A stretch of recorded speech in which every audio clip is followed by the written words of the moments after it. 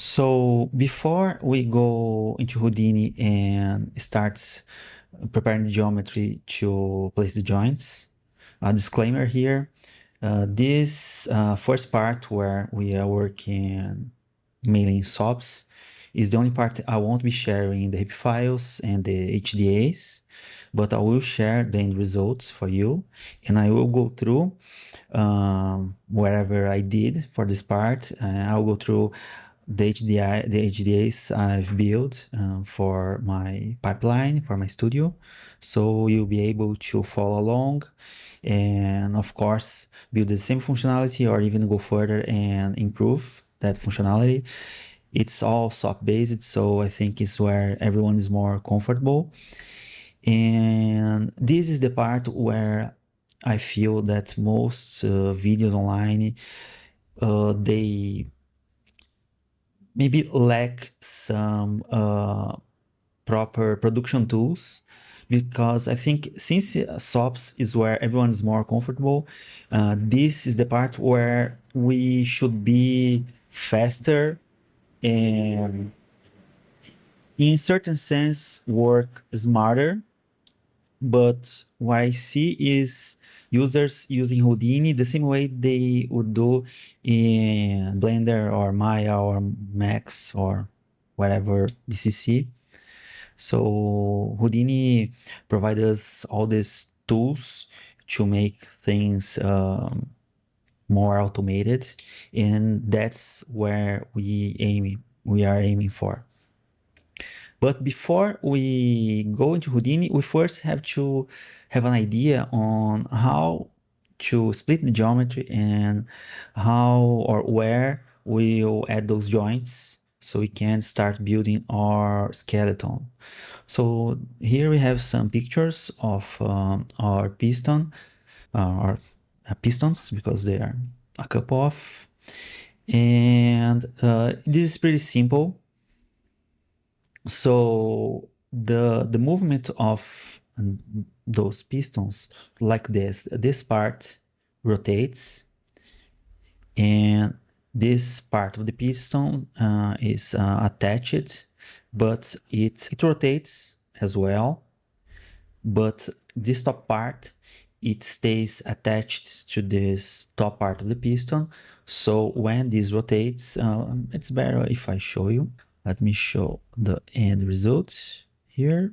But of course, for this part, we would look for reference on the internet. And let me disable this. So as you can see, this part rotates, but it rotates with this base part of our motor or whatever. And this top part, it stays locked in the Y movement, so it doesn't rotate. Because of that, of course, since I already have the end result, I know where we will or what we'll do. But if I and that's the thing that I've done when I started rigging this. I looked for references, and that's how I decided how I would split the geometry. So this is one part. Will be the top part. And let me change the color. This part here will be the bottom. And this part here, the rest of it will be the base. So since this doesn't require some sort of more sophisticated capturing, and capturing is for Houdini what for other DCCs are skinning, we'll be using capture package geometry, so it's simpler. It doesn't require weights, or at least not fall offs, and that's it.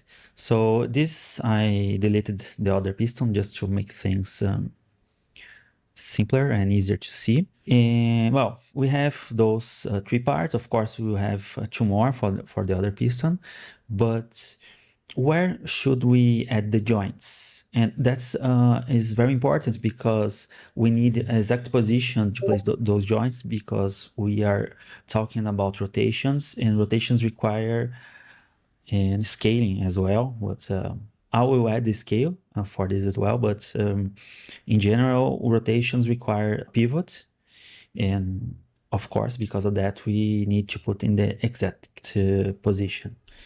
So for that, I'll be adding here we have, let me um, take off this drawings, and this is well,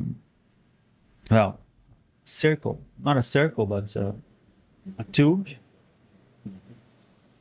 here. And well, for us, since we have this tube here, again, let me show that in Houdini so you can understand what I'm talking about. This is the part. So this is round.